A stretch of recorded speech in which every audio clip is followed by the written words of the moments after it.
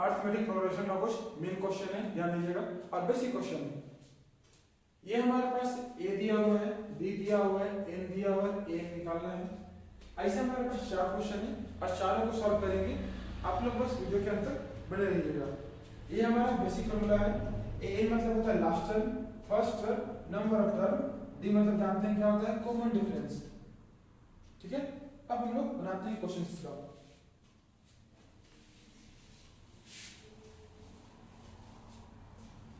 तो क्या करेंगे बच्चों, देखिए हमारा पहला क्वेश्चन ए दिया हुआ 7, बी दिया हुआ कितना 3 और एन दिया हुआ है 8।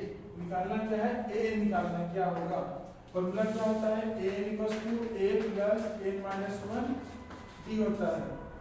तो a निकालना है, a दिया हुआ 7, b दिया हुआ, n दिया हुआ कितना 8 दिया हुआ है और d दिया हुआ 3। 7 प्लस 7 3 सत्या कितना होगा, 7 3 जाता है 21 प्लस 7 28 आंसर आएगा। ठीक है, मैथ बनेगा चुटकियों में, एकदम सबसे आसान तरीका में। बस अब क्या कीजिए, वीडियो में ये लास्ट तक बने रहिएगा। हम लोग बढ़ते हैं नेक्स्ट क्वेश्चन की ओर, बनाते हैं इसको।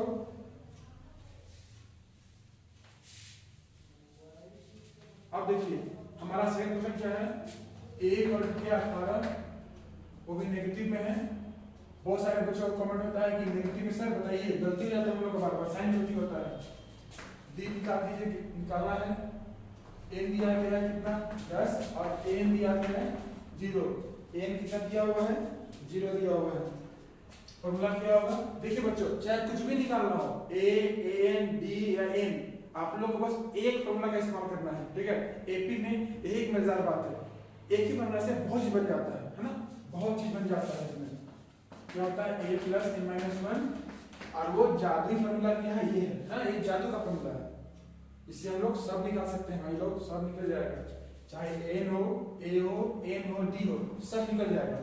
ठीक है, तो इसमें क्या होगा, n 0 दिया हुआ है, 18 है, भी नेगेटिव में है, n 10 दिया हुआ है, माइनस 1 कीजिए और d है निकालना है। तो 0 हो गया, माइनस 18 हो गया, प्लस ये माइनस 9 नहीं होगा, प्लस 9 होगा। क्यों होगा, ये बड़ा है, से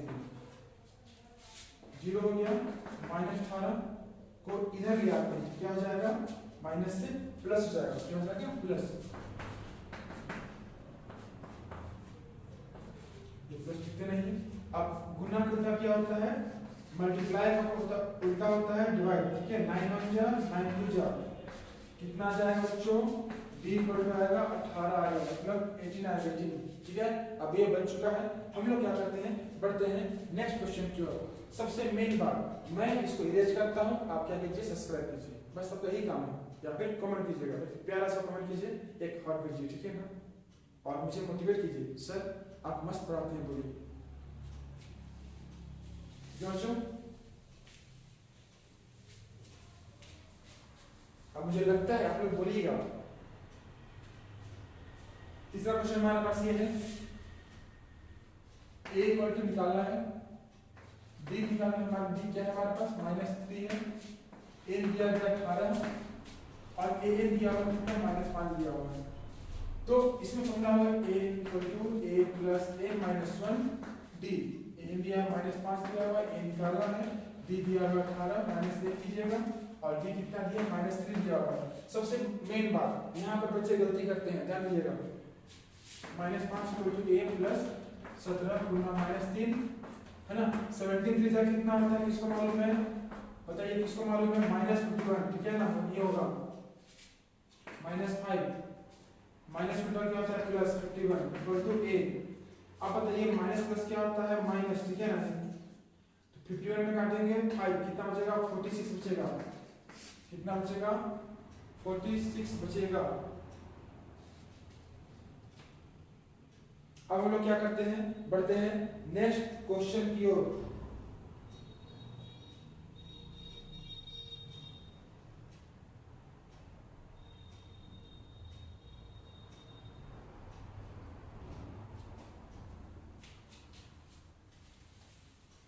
जो कि हमारा क्या है, एक अंतिम क्वेश्चन है। तो a को क्या दिया है 3.5, डेसिमल का क्वेश्चन है, और b दिया है 0 और n दिया गया है 105।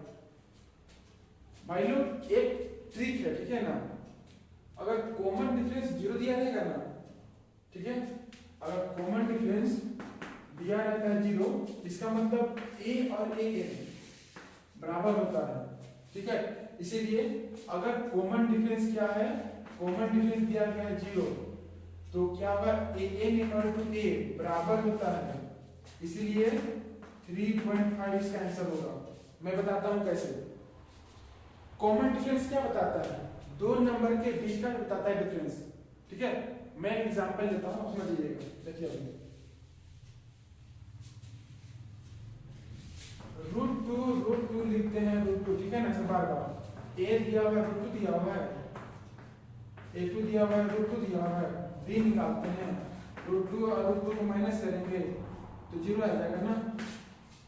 तो अगर b निकलता है ना 0, दोनों बराबर रहता है, इसलिए a हो चाहे an हो, अगर b 0 है, a और an बराबर होता है, ठीक है। तो ये बात हमको लगता है कि आपको समझ में आ जाती होगा। तो a equal to n equal to 3.5 समाप्त होते बच्चों, एकदम सिंपल, ठीक है। वीडियो के अंत तक बने रहने के लिए धन्यवाद, और अब हम लोग मिलते हैं एक नेक्स्ट वीडियो में जो इसी में मजेदार होगा, और हम लोग बात करेंगे एपी का, है ना, जो कुछ मजेदार क्वेश्चन होगा। तो हम लोग मिलते हैं नेक्स्ट पार्ट में, तब तक के लिए मस्त रहिए, बिंदास रहिए, खुश रहिए, और मैथ को पढ़ते रहिए मेरे साथ, कि मैं पढ़ाता हूँ सबसे आसान तरीका से, ठीक है।